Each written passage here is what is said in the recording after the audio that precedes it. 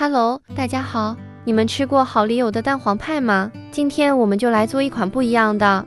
家庭版自制蛋黄派，这是6个配方的量哦。在操作之前呢，我们先把烤箱上火160，下火160预热15分钟左右，再准备一个6连圆形模具，先在表面涂抹一层黄油，再把面粉筛入模具中，然后再把面粉倒出来，这样模具就能起到一个防粘的作用。现在开始，我们来做面糊部分。先把2个鸡蛋打散，再加入细砂糖和少许蜂蜜，用电动打蛋器拌匀后开始进行搅打。这一步搅打时间有点长，所以要有耐心一点。最后搅打到这种细腻发白，而且纹路滴下去之后不会立刻消失的状态就好了。然后再将低筋面粉分2次筛入面糊中，搅拌均匀。第一次面粉筛进去拌匀，再加入第2次面粉。这里我加入了少许杏仁粉，这样做出来的蛋黄派会更香一点。最后用橡皮刮刀翻拌成这样细腻光滑的面糊状态就好了。再准备一个裱花袋，将面糊倒入裱花袋中，再挤入之前准备好的模具中，将面糊挤入模具的8分满，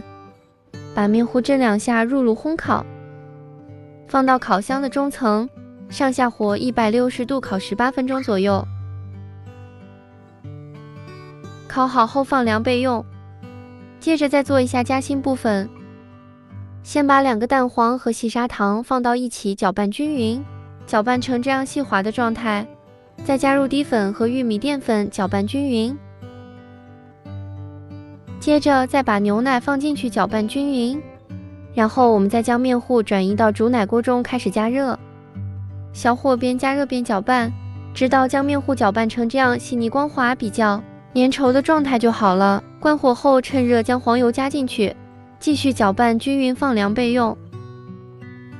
接着我们打一点奶油，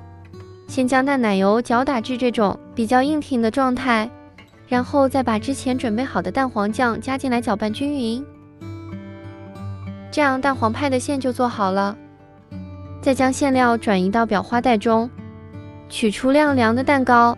因为模具中抹了油，所以特别方便。取出来用筷子在侧边像这样戳个洞，再挤进去奶油蛋黄馅，这样家庭版蛋黄派就做好了。